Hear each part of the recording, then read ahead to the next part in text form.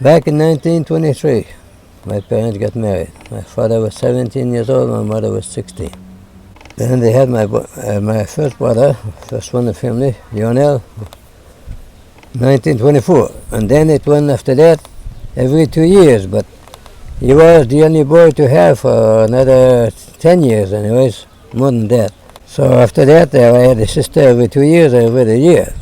When it was time for me to be born, there was already 6 sisters, and there was something that old people believe that if you have 7 daughters in a row, that $7 is going to have a gift. But it didn't happen like that. I'm the one who picked out.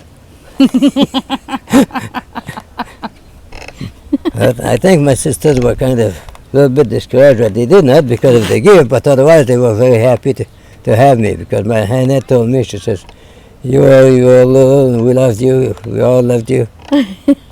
But there was no gift for this one. I ruined that for everybody. Before the time that I was born, I would not know the year. I would say probably back in 1928, something like that, or maybe in 1930. My father was working in the wood. He was like a boss with a bunch of men, teams of horses. His brother was helping him too. Munakashir. He was a big guy. Like my father, but he was taller even. He was 6 feet taller too. Big guy, big voice.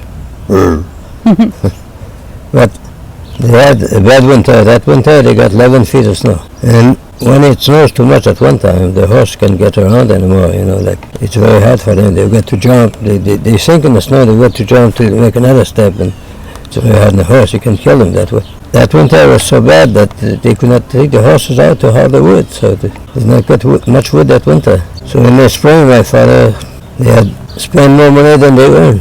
So they lost everything. They lost the horses, the sleighs. They even lost the house, because at that time they had borrowed money. In the fall, they had borrowed money to do the winter to make more money, to haul some wood and pay them, work for some company.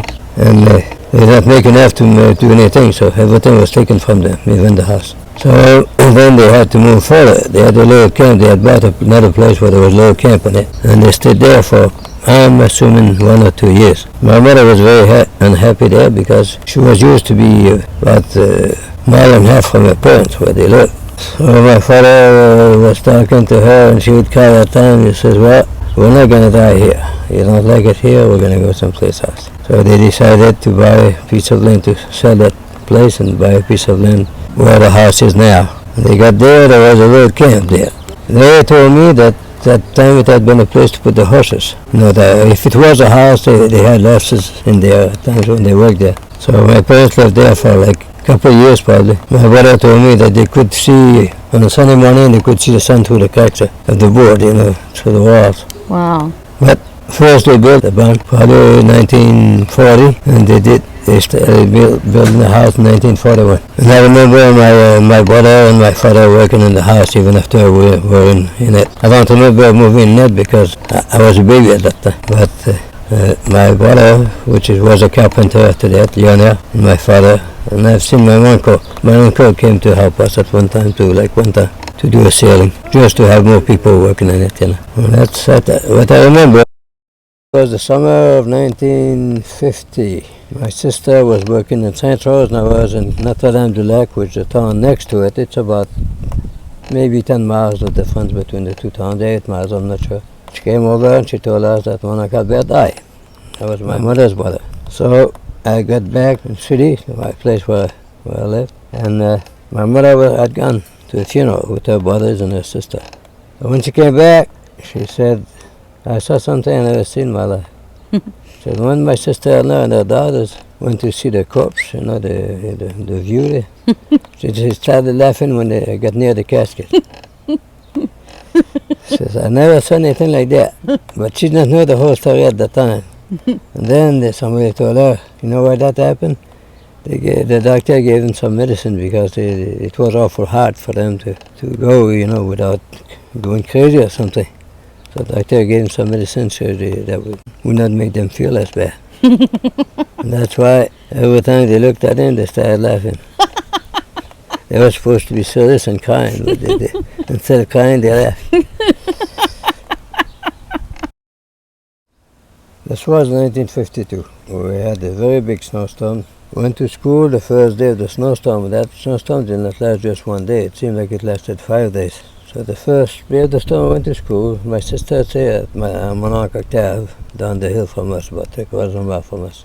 I came up at the house, and then the storm got so bad that my mother did not want me to go back to school. My father was working in the wood about 40 miles from where we were.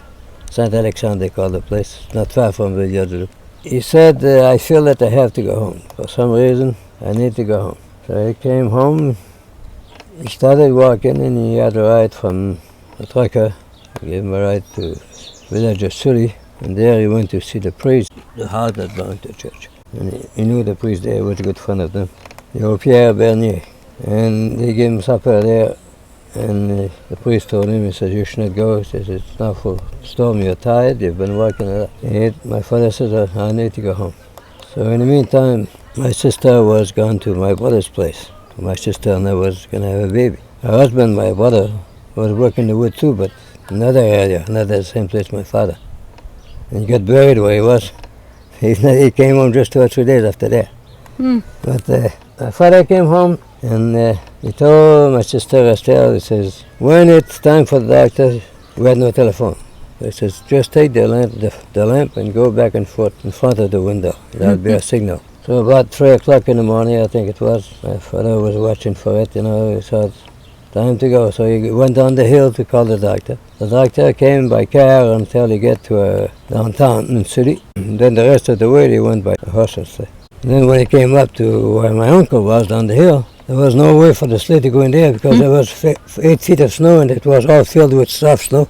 The horse could not go in there, so he borrowed a pair of snowshoes to go to my brother's house. And then my niece was born. It was 14th of February 1952, the biggest snowstorm I ever seen in my life. And then my brother was not home yet, so after this, the roads were good and everything, and he wasn't at camp. The camp was buried. He had to shovel to try to get out of the camp. And he met one of my friends I went to school. The boy told him, he says, hey, there is some new at your house. You've got to hurry up and go. And that's about the end of the story. That's what they call the Rachel raquette, which in French raquette means a snowshoe. It's also used as a raquette to play. Oh, yes. But you have to tell how Meme got there. So my father took my mother. He was on snowshoes. She climbed on his shoulders and brought him next door to my brother, which was about a good 1/10 of a mile. My mother climbed on his shoulders and he brought her over there like that. He was a strong man to do that because snowshoes is not the same as walking on the ground. It's different. And I could not do it in the summer, I don't think, all that distance. Yeah, that is such an amazing story. He was big, His little finger was bigger than my thumb. When I was about 8 years old, we did not have big stores or others, so a lot of what my mother got us, or got for the family, our clothes and shoes and things like that came from Eaton catalog or Sears in Canada, or Simpson Sears. Anyways, he was buying it off he get. I said, well, could I have one too? But I had something in mind. So they bought that off. And as soon as I got it, I went upstairs, I took a blade, and I cut the thing that made it cry there. I wanted to see how it was in there.